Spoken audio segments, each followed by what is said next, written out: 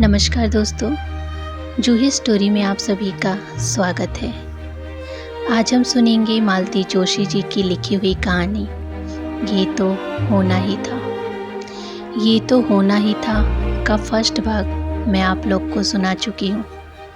आज हम उसका सेकंड भाग सुनेंगे। तो चलिए कहानी की शुरुआत करती हूँ। हो सकता है ये कहानी आप लोगों ने पहले सुनी होगी, पर आज एक बार फिर मैं आप लोग को सुनाती हूँ। माँ का चेहरा एकदम गर्व से तन गया था, पर भूसड़ का अगला वाक्य सुनते ही लटक गया। मुझे शर्म आती है क्योंकि उसकी दरवाजे 3-3 गाड़ियाँ हैं। मेरे पास ये एक अकेली बाइक है, तो एक गाड़ी यहाँ भिजवा देना, माँ ने कहा। वो तो भिजवा देंगे, पर रखोगी कहाँ? बाहर का बरामदा पूरा गैराज बना हुआ है। मेरी बाइक, बाबूजी का स्कूटर, रंजना की एक्टिवा, सब वहीं ठूसे पड़े रहते हैं। इसीलिए अंजना के लिए अलग से स्कूटी लाने का प्लान लटक गया है। कौशल्या बाहर निकली तो ऊपर से आवाज़ आई, दीदी। आई भाभी, और कौशल्या फटाफट सीढ़ियाँ चढ़ गई। आजकल भाभी जी बड़ी लाडली बन गई हैं कौशल्या की। अच्छा तो है, भूषण ने कहा। कोई तो है जो उसे चाहता है, बाकी लोगों की तो वह आँख की किरकिरी बनी हुई है। माँ ने उसकी बात को अनसुना करके कहा, चाय पिएगा? नहीं, ऊपर बन गई होगी। कैसे पी लेता है तू उसकी चाय? क्यों? अरे आज बनाई थी मैंने, कहा। हाथों की मेहंदी उतर गई तो चाय बनाकर ही पिला दो एक बार। पर क्या बताऊं, पूरी चाय मैंने सिंक में उड़ेल दी। क्यों? अच्छी नहीं बनी थी? किसी ने चखी होती तो पता चलता ना कि कैसी बनी थी। मेरा तो शक्ल देखकर ही मन खराब हो गया। चाय की शक्ल देखकर स्वाद पता चल जाता है, क्यों नहीं चलता? इतने दिन भाड़ नहीं झोंके हैं मैंने। तभी कौशल्या नीचे उतरी। भैया जी, भाभी चाय लिए बैठी हैं, जा रहा हूँ, उसने कहा और सीढ़ियाँ चढ़ने लगा। तभी कानों में माँ की आवाज़ आई, कौशल्या, क्या लिए जा रही है? भाभी की साड़ियाँ हैं, प्रेस में जाएगी। रानी जी घर में भी प्रेस की साड़ियाँ पहनेंगी। सूरत न शक्ल ठसक देखो। वो सीढ़ियों पर ही ठिठक गया था। वहीं से बोला, माँ, प्रेस के कपड़ों का सूरत शक्ल से क्या संबंध है? माँ बुरी तरह चौंक गई। तू अभी तक यहीं खड़ा है? ऊपर जा रहा था ना? जा रहा हूँ, आपकी अमृतवाणी सुनने के लिए रुक गया था। माँ ने एकदम मुँह फेर लिया था, इसीलिए उनके चेहरे के भाव वह पढ़ नहीं सका। निश्चिंत ही वे देखने लायक होंगे। ऊपर जाते हुए भूषण का मन ग्लानि से भर उठा था। निधि की बनाई चाय माँ ने सिंक में उड़ेल दी थी, उसे कैसा लगा होगा? चाय देते समय निधि ने धीरे से पूछा, आपको सचमुच ये चाय अच्छी लगती है ना? जबरदस्ती तो नहीं पीते? ऐसा क्यों पूछ रही हो? आज माँ जी के लिए बनाई थी, पर उन्हें पसंद नहीं आई। वह दूसरे वाक्य की प्रतीक्षा करता रहा कि उन्होंने सिंक में उलट दिया, पर निधि ने कहा, आपके लिए कह रही थी कि वह कैसे पी लेता है, पता नहीं। हर माँ को लगता है कि बेटे को सिर्फ उसके हाथ का खाना, उसके हाथ की चाय अच्छी लगती है। माँ की बातों का बुरा मत मानना, उन्हें किसी के हाथ का कुछ अच्छा नहीं लगता। नौकरी लगने के बाद उन्हें आराम देने के लिए मैंने 2-3 बार कुक रखने की कोशिश की, पर किसी ने उनकी पट्टी नहीं। या तो उसे कुछ बनाने नहीं देती थी, या फिर उसके बनाए खाने में नुस्ख निकालती थी। 2 महीने से ज़्यादा कोई टिकता ही नहीं था। आखिरकार मैंने वह कोशिश छोड़ दी। तुमसे यह सब इसलिए कह रहा हूँ कि कल को तुम कोई खाने की चीज़ भी बनाओ तो उन्हें पसंद नहीं आएगी, उसका बुरा मत मानना। मैंने खाने की चीज़ क्या बनाऊंगी? मुझे चाय बनाना ही नहीं आता। गैस पर बनने वाली चाय तो बिल्कुल ही नहीं आती। घर पर चाय कौन बनाता? गेस्ट होते हैं तो टेबल पर मम्मी या भाभी बनाकर सर्व करती हैं। देसी ढंग से बनती है तो राजा राम भैया या नारायण जी बनाते थे। ये केटल वाली चाय तो मैं एग्ज़ाम के दिनों में कमरे में बनाती थी, इसीलिए पता है। घर में खाना कौन बनाता है? महाराज है ना, काशीबाई है, जिन्हें हम लोग काकी कहते हैं। वो सब्जी काट देती है, मसाला पीस देती है। कभी भैया को नॉनवेज खाना हो तो कैंटीन से खासा आ जाता है। तुम्हारे घर में नॉनवेज बनता है? किचन में नहीं बनता। भैया के कमरे से लगा हुआ छोटा सा किचन है।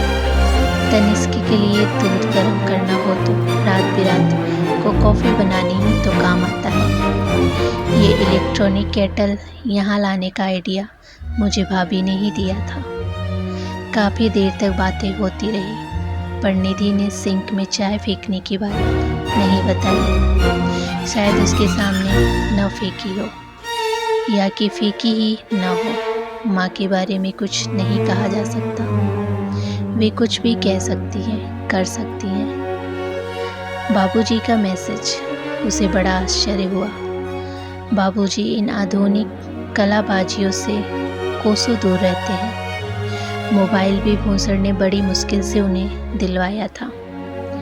उन्होंने सारी तकनीक सीख भी ली थी, पर वे शायद ही कभी उनका उपयोग करते थे। मैसेज भी शायद पहली बार ही भेजा है। उसने पढ़ा, मेरी स्कूटर की डिक्की में एक थैला है, उसे लेकर सीधे ऊपर आ जाओगे और याद रखना यह सामान तुम लाए हो, मैं नहीं। अपनी बाइक टिकाकर उसने बाबूजी के स्कूटर की डिक्की खोली। उसमें सामान से ठसाठस भरा हुआ एक थैला था। उसे लेकर सीधे ऊपर जाना था। माँ का चुंगी नाका पार करना केवल असंभव था। फिर भी दाएं बाएं न देखते हुए वह सीधा सीढ़ियों की तरफ बढ़ गया। आहट पाकर माँ रसोई से बाहर आई। भैया आया था ना? हाँ, ऊपर गए, कुछ सामान लाए हैं, रंजना ने बताया। काली माई का चढ़ावा होगा। कमरे में जाते जाते भूषण ने यह फिक्रा सुन लिया था। उसे बुरा भी लगा, पर इस समय उसके मन पर दूसरी ही बातें हावी थी। भीतर जाते ही उसने वह थैला निधि के सामने रख दिया। क्या है? मुझे क्या पता तुमने बाबूजी से क्या मंगवाया था। मैं बाबूजी से क्यों कुछ मंगवाऊंगी? अगर किसी चीज़ की ज़रूरत होगी तो आपसे कहूँगी ना। मैं भी वही सोच रहा था। खैर, चलो खोल कर देखते हैं। थैले में नाश्ते का सूखा सामान था। 2-3 तरह के बिस्किट, नमकीन, सेव, आलू के चिप्स, भुने हुए काजू और ब्रेड। Oh my God! दोनों हाथों में सिर थाम कर निधि दम से बैठ गई। क्या हुआ? उसने घबरा कर पूछा। आप नाराज़ तो नहीं होंगे? पहले बताओ क्या हुआ, फिर सोचूंगा। वह सचमुच घबरा गया था। आज सुबह 12:30 बज गए थे। मुझे भूख लगाई थी। मैंने माँ जी से पूछा, हम खाना खा लें? तो बोली, अभी तुम्हारे ससुर ने खाना नहीं खाया है, तुम्हें कैसे दे दूँ? बाबूजी पूजा कर रहे थे, वहीं से बोले। सुबह उसे भी बच्चों के साथ क्यों नहीं खिला देती? उन्हें ऑफिस जाना होता है, कॉलेज जाना होता है, इसलिए हाय हाय करके किसी तरह खिला देती हूँ। कहोगी तो इसे भी खिला दूँगी। अच्छा बताओ, अपने घर में भी तुम 10 बजे खा लेती थी। लंच तो 1 बजे ही होता है, पर सुबह ब्रेकफास्ट हो जाता है ना। तो माँ बोली, अब मैं ब्रेकफास्ट भी बनाऊँ, खाना भी बनाऊँ? मेरे कोई क्या 4 हाथ हैं? किसी का आसरा भी तो नहीं। ओह, तभी बाबूजी इतना सारा सामान ले आए हैं। भूषण का मन कृतज्ञता से भर उठा। चलो चाय के साथ 1 आध पैकेट खोल लेते हैं, बाकी बंद रहने दो। कल परसों में कुछ बर्नियाँ ले आऊँगा।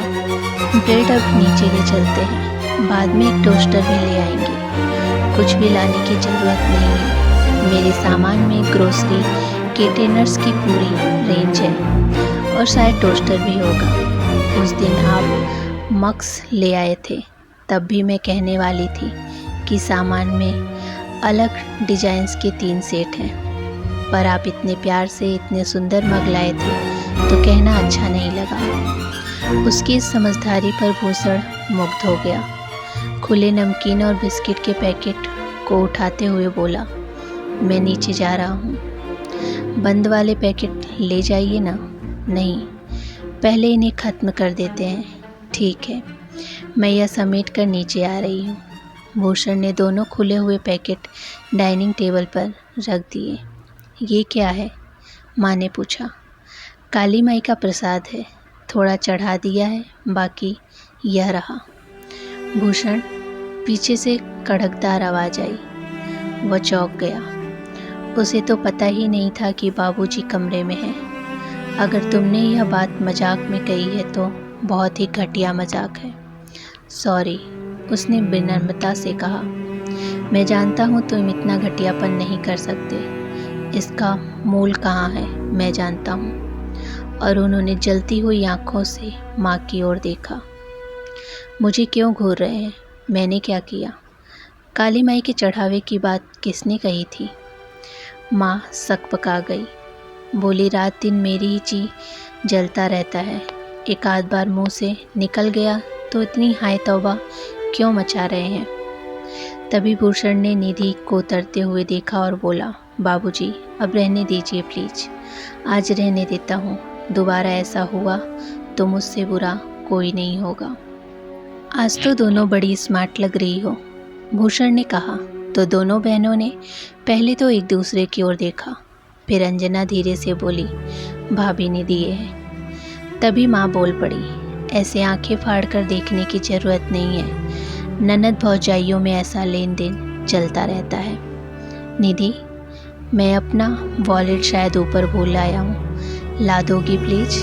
जी। कहकर निधि ऊपर चली गई तो उसने कहा, मैंने तो बस एक बात कही थी, उस पर आप इतना रिएक्ट होने की कोई ज़रूरत नहीं थी। आजकल माँ का बोलना भी बुरा लगने लगा है। बिना बात के बोलोगी तो बुरा ही लगेगा। और तुम जो बीबी के कपड़ों की ठसक दिखा रहे थे वह अच्छी बात है। मैं क्या ठसक दिखाऊंगा? मुझे तो पता भी नहीं था कि ये उसने के कपड़े हैं। उसकी अलमारी कभी देखी नहीं। मैं क्या देखूंगा? मैं तो इसी संकोच में मरा जा रहा हूँ कि आज तक उसके लिए कुछ नहीं ला सका। हिम्मत ही नहीं हुई। कुछ लाने की ज़रूरत नहीं है, ढेर है उसके पास। जिसके पास न रूप है न रंग है, उसके पास भंडार है, और मेरी बेटियों के पास गिनती के कपड़े हैं। तुमने फिर उसके रूप रंग पर टिप्पणी की। तुम्हें इतना बुरा लगता है तो जाने दो, नहीं बोलूँगी। पर मैं कहती हूँ, रूप रंग न सही, गुण ढंग तो हो, चाय तक बनाने का सहूर नहीं है। तुम्हें खाना बनाने वाली चाहिए थी तो किसी मिसरानी की बेटी को ब्याह लाती। ऐसे घर की बेटी क्यों लाई जहाँ चाय बनाने तक के लिए नौकर लगे हुए हैं? तो एक खान सामा इधर भी भेज देते। तभी निधि ने ऊपर से आवाज़ दिया, यहाँ तो नहीं मिल रहा है। कहाँ छोड़ा था, याद है? सॉरी यार, भूषण ने कहा। मैं लैपटॉप पर रखकर भूल गया था, नीचे आ जाओ। फिर माँ से बोला, मैं आज फ़ोन कर दूँगा तो खान सामा कल तक आ जाएगा, पर झेलने की ताकत है तुम में। तब तक निधि नीचे आ गई थी। भूषण ने कहा, निधि प्लीज़ मेरे लिए 4 स्लाइस सेक दो और चाय बना लो। माँ बाबूजी पी रहे हों तो उनके लिए भी बना लो। निधि चाय बनाने भीतर गई तो साथ साथ वह भी किचन में चला गया और उसे देसी चाय बनाने के गुर सिखाने लगा। निधि बाबूजी को चाय देने गई तो वे बोले, बेटा 2 पीस अपने लिए भी सेक लेना, खाने में अक्सर देर हो जाती है ना। माँ भूसड़ से बोली, तू अभी ब्रेड खा रहा है, खाना कब खाएगा? मैं बस अब निकल रहा हूँ, खाना कैंटीन में खा लूँगा। निधि, मैं गाड़ी निकाल रहा हूँ, तुम मेरा बैग और लैपटॉप लेकर बाहर आ जाओ। बरामदे में गाड़ी साफ करते हुए उसने सुना, माँ कह रही है, लड़के के तेवर देखो। बाबूजी बोले, तुमसे लाख बार कहा होगा जाते समय उससे चिक चिक मत किया करो, उसका दिमाग गर्म हो जाता है। लड़का 15 किलोमीटर दूर बाइक से जाता है। किसी दिन कोई अनहोनी हो गई तो ज़िंदगी भर रोती रहोगी। हमें तो लगा था वहाँ से कार आएगी। कार चलाने के लिए भी तो दिमाग को ठंडा रखना पड़ता है, समझी। आदत सुधारो अपनी। घर से निकलते हुए वह सोच रहा था, माँ की यह आदत अब क्या तो सुधरेगी, रोज़ उससे इजाफा ही होता जा रहा है। उसने पूछा, रंजू अंजू को वह कपड़े तुमने दिए थे? निधि चुप रही। भूसड़ ने खींच कर कहा, बताना तो था यार।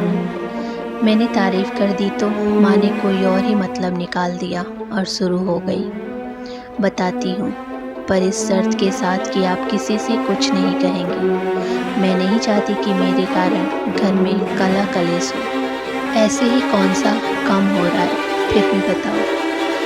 3-4 दिन पहले माँ जी कमरे में आई थी। बोली, पीहर से क्या लाई हो? बताने की भी ज़रूरत नहीं समझी तुमने। ऐसा कहकर उन्होंने अलमारी खुलवाई और सारे कपड़ों का मुआयना किया। मैंने सोचा था कि कहीं घूमने जाएंगी, इसीलिए कुछ ड्रेसेस और सूट्स लेते आई थी। माँ जी ने 4 सूट निकाले।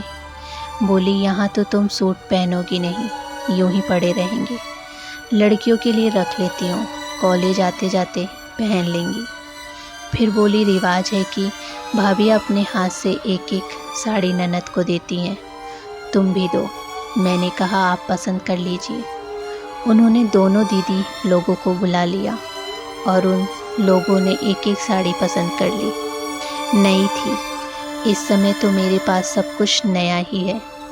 ये साड़ियाँ तो शादी में मिली हुई थी, अभी उनके ब्लाउज भी सिले नहीं हैं। आते समय मम्मी ने पकड़ा दी थी।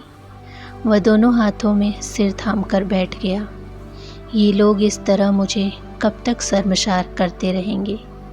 क्या कभी भी बीवी के सामने सिर नहीं उठाने देंगे?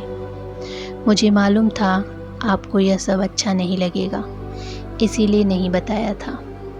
निधि बोली, थैंक्स, उसने कहा और लेट गया। पर जानता था आज रात नींद नहीं आएगी। सुबह तैयार होकर नीचे उतरा तो अलमारी की चाबी निधि के सामने पटकते हुए बोला, कितनी बार कहा है अलमारी लॉक किया करो, चाबी उसी में लगी छोड़ देती हो। निधि ने सास की तरफ देखा। वे बोली, मैंने ही मना किया था, इस घर में कोई चोर उचक के थोड़ी ही बसते हैं जो 24 घंटे ताला डाल कर रखती हो। ये कौन सा तर्क है? वह खींच कर बोला, ताला खोलने में कितनी देर लगती है? भूसड़ ठीक कह रहा है, बाबूजी बोले, सावधानी बरतनी चाहिए। वक्त कहकर नहीं आता। अलमारी में बहू की चीज़ व्यस्त रहती है। चीज़ व्यस्त मतलब? निधि ने मासूमियत से पूछा। ज्वेलरी, भूषण ने बताया। ज्वेलरी तो माँ जी के पास है। बाप बेटे दोनों ने माँ की ओर देखा। ऐसे क्या घूर रहे हो? मैंने कहा था बैंक में रखवा दूंगी। दोनों ने कहना चाहा, कहाँ रखवाओगी? कहीं लॉकर है? पर निधि के सामने दोनों चुप रहे। बाबूजी ने कहा, बेटा, आजकल मैं अपनी बैंक में दोनों के नाम से अलग लॉकर ले लो। ज़माना ख़राब चल रहा है, इतना जोखिम घर में रखना ठीक नहीं है। भूषण ने साफ देखा कि माँ का चेहरा उतर गया है।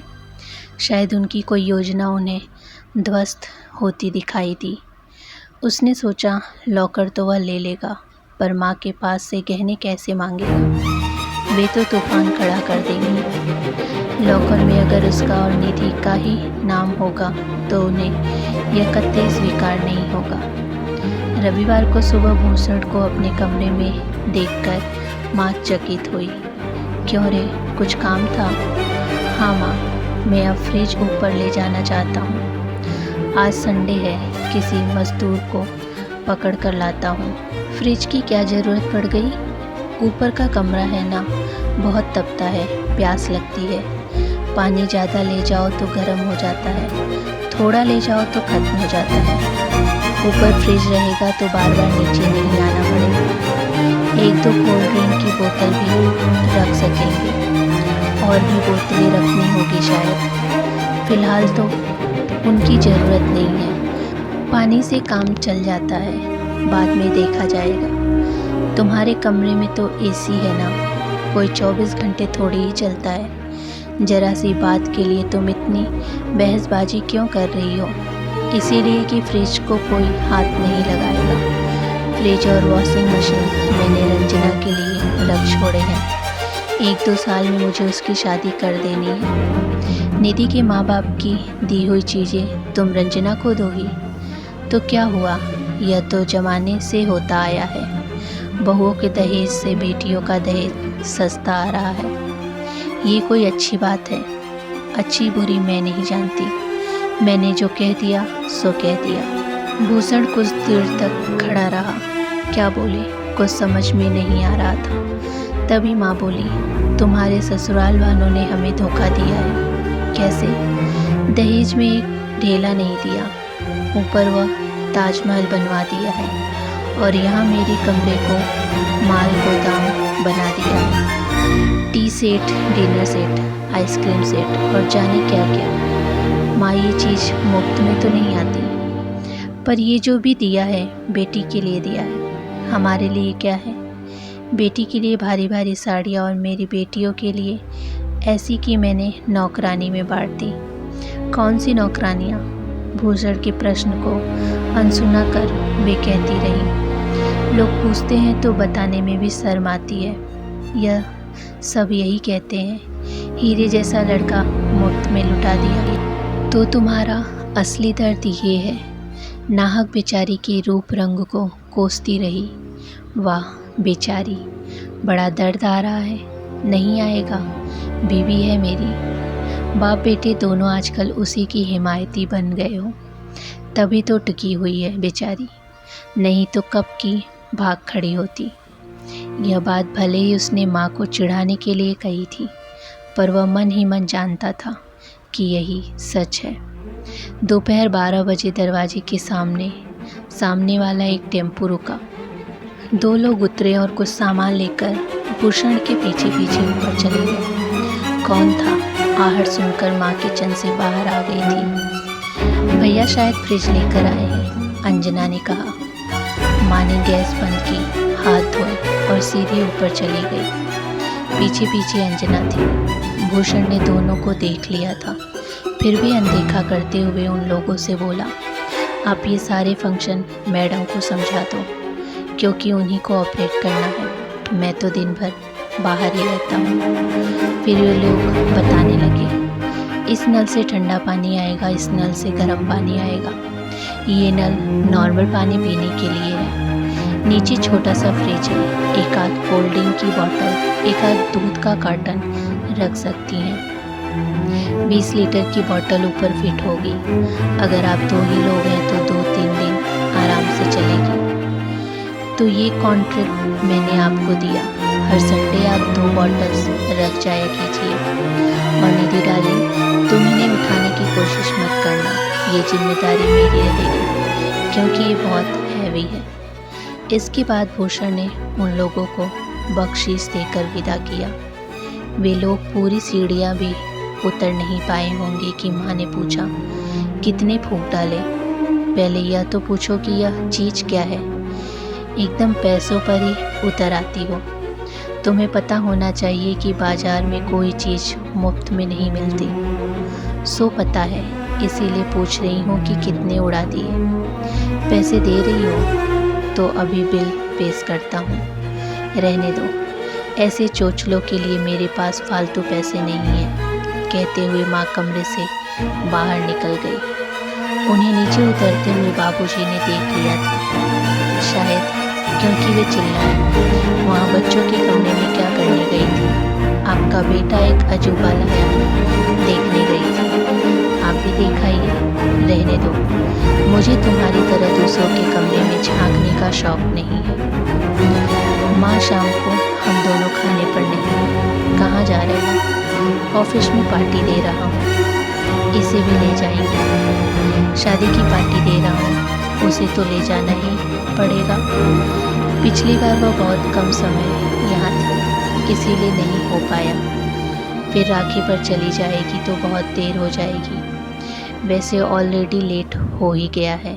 हाँ, एक बात और, दोपहर 2 बजे कौशल्या आएगी और उसे पार्लर ले जाएगी। फिर भूषण के बहनों की ओर देखकर कहा, तुम लोगों को जाना हो तो चाहो तो चली जाना, मेरी बेटियों को उसकी ज़रूरत नहीं है। मुझे यह जवाब पता था, इसीलिए कौशल्या से रिक्वेस्ट की है, नहीं तो दो बहनों के घर में होते हुए मेड सर्वेंट से क्यों कहना पड़ता। तुम भी बेकार पैसे फेंक रहे हो, क्रीम पाउडर लगाकर कोई गोरा नहीं हो जाता। आज के प्रवचन का कोटा पूरा हो गया हो तो मैं चलूं? और भूषण ने ऊपर देखकर आवाज़ दी, निधि मैं निकल रहा हूँ, 5 बजे तैयार रहना। जी अच्छा, निधि ने ऊपर से ही जवाब दे दिया। शाम को 4:30 बज रहे वह घर आया, तब तक निधि पार्लर से लौटी नहीं थी। वह कपड़े बदलने ऊपर चला गया, पीछे पीछे रंजना भी चली गई।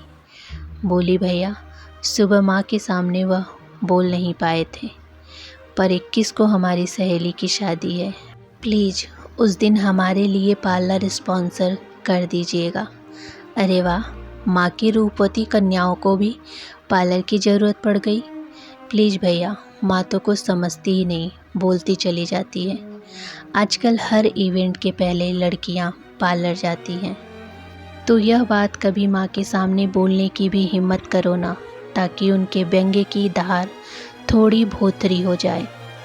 और वह कुछ भी कहना चाहता था, तभी निधि का फ़ोन आ गया।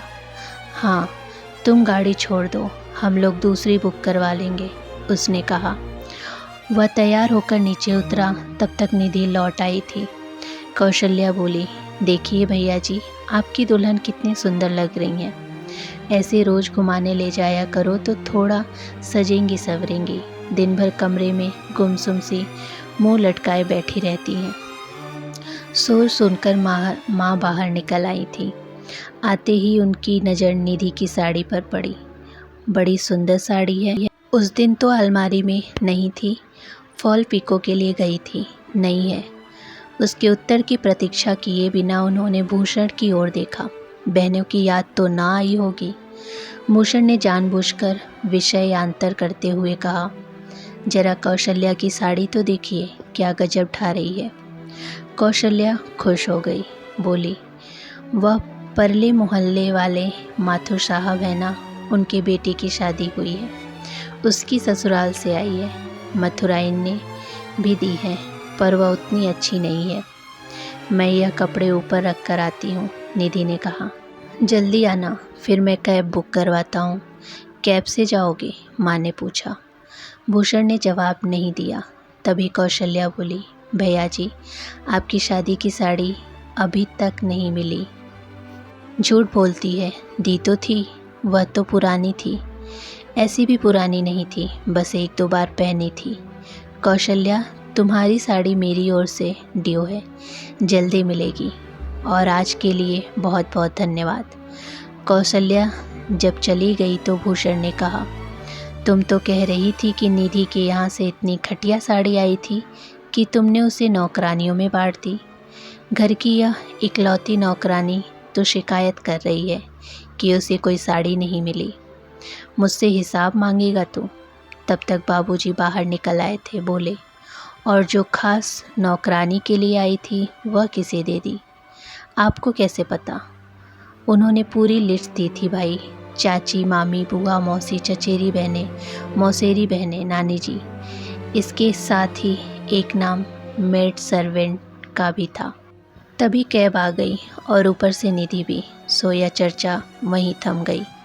वह शाम बहुत शानदार रही। निधि सचमुच बहुत सुंदर लग रही थी। उसके चेहरे पर एक ग्लो था। वह सिर्फ मेकअप का कमाल नहीं था, खुशी की चमक भी थी उसमें शामिल। पति के साथ पहली बार बाहर जाने का उल्लास उसके चेहरे पर दमक रहा था। पार्टी बहुत सफल रही।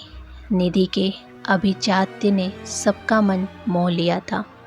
उसके व्यवहार में एक ग्रेस थी, एक सहजता थी, जिससे पता चलता था कि ऐसी पार्टियों की उसे आदत है। उसकी वाणी में एक सौम्यता थी, आवाज़ में एक खनक थी और उसकी अंग्रेजी तो गजब की थी। सभी उससे प्रभावित हुए बिना नहीं रह पाए और सबने भूषण को खूब सारी बधाइयाँ दी और वह बनावटी नहीं था। तो दोस्तों, आप सुन रहे थे मालती जोशी जी की कहानी ये तो होना ही था। अगला भाग मैं जल्दी लेके आऊँगी, तब तक के लिए धन्यवाद। उम्मीद करती हूँ कि कहानी आप सभी को पसंद आई हो। कहानी पसंद आई हो तो वीडियो को लाइक, शेयर और चैनल को सब्सक्राइब ज़रूर कीजिएगा। धन्यवाद।